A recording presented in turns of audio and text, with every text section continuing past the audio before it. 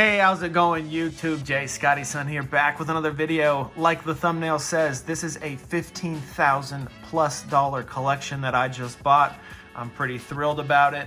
Let me walk you through how this actually happened. So, I sold a couple of my packs from my base set booster box break back in 2021 to this guy on Instagram. He bought 3 heavy packs, opened all 3 heavy packs up, got 3 hits, Poliwrath, Alakazam, and Magneton, and he graded them, and it just so happened that the Magneton and the Alakazam got 10s. Those are the only 2 10s out of the 12 heavy packs that I got, because everything got graded. They all got 8s and 9s, besides two graded cards. So those 2 cards are in here somewhere.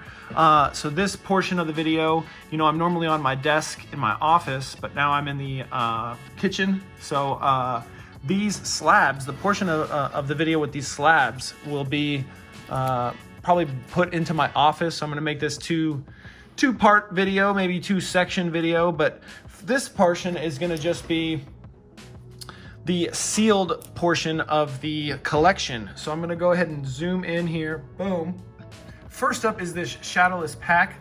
I weighed it, and 21.13 grams. So on the heavier side of Shadowless packs. And what's funny is when he gave me the spreadsheet here of all of the 135 items, 135 items.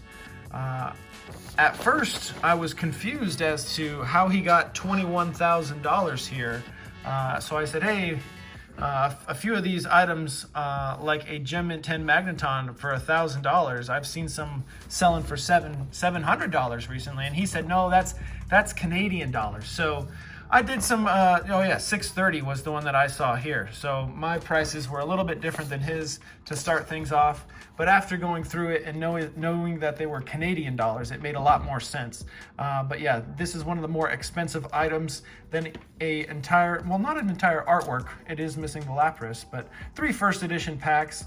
They do have this issue with them. You can kind of see right there. Yeah, that's not on this film, that's on the pack itself. So if I were to get these graded, they wouldn't do too well. They all are about 21 grams each, so on the heavier side as well, but I don't think that these ones are gonna have a holo. Maybe one of them does, but those 4 packs, get those out of the way.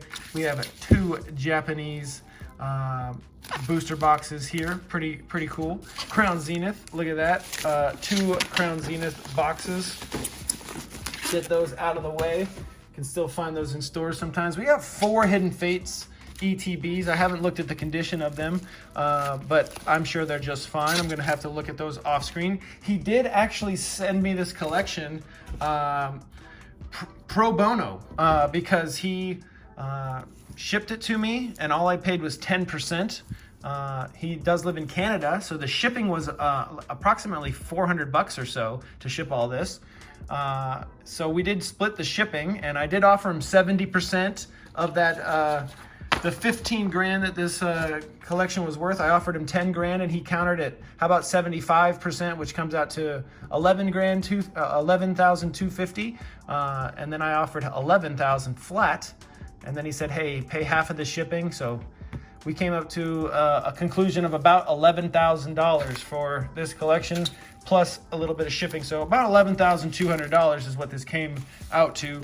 4 Hidden Fates booster ETBs. Those are about $150 a piece. Then he's got the entire Jolteon, Vaporeon, and Flareon premium collection boxes there.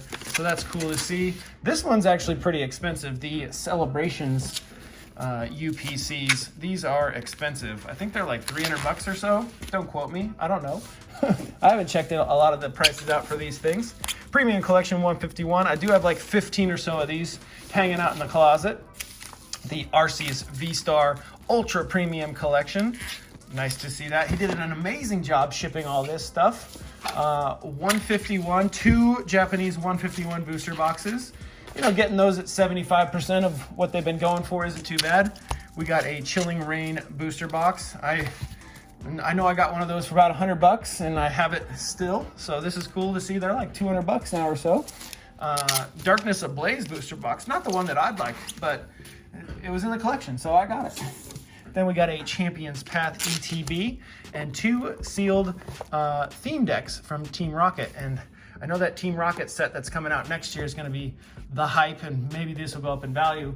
But for the slabs, you're going to have to stay tuned for the next video. But I'll tell you, there's a lot of really cool slabs. These are all shadowless. There's like half of PSA 10s for the shadowless set, but stay tuned for that. It'll be up next. All right, and we're back with part 2 of this massive collection purchase that I just made, which I haven't even paid for. So 90% of it hasn't even been paid for at this moment.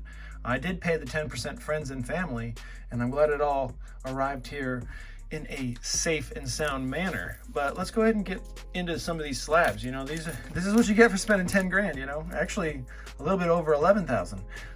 Plenty of Gem Mint 10 shadowless cards. None of them are first edition, none of them are unlimited. So it is pretty cool to see these cards. They do hold some fondness dear to me, especially that last. She is actually a pretty pricey card. Energies, not so much, but Gem Mint 10s all around. So I am going to be listing all of these. This one is the Red Cheeks. Check that out. So it's going to take me quite a bit of time to get these all up and listed. We got the Pidgey, Onyx, Ivysaur, Gust of Wind, double colorless energy. Not an easy one to get in a 10. You know, the population on most of these is less than 100 for most of these. Potion, Switch. Don't quote me on that. Some of these might be more than 100, but if I had to venture a guess, a lot of these 10s are less than 100. Pokemon Trader, that's a non-holo rare. Ponyta, Rattata, and then we get into some modern slabs here and there, and some base set slabs, or base set unlimited slabs rather. Magikarp, Magmar, Raticate, Seal, War Turtle, Gem Mint 10, all around. Really cool to see that. And a lot of these, I didn't even check the prices that he had because they haven't really fluctuated in the last year or two. Like, I know this Bulbasaur is around a $200 card. I sold one myself not too long ago. So I didn't really even price check these. I probably should have, but you know what I said to myself? You know, all this stuff plus this Shadowless 10 set, I am thinking it's around 10 grand already. Well, around 15 grand actually. But 10 grand after you take out the costs and everything of doing business and buying in bulk.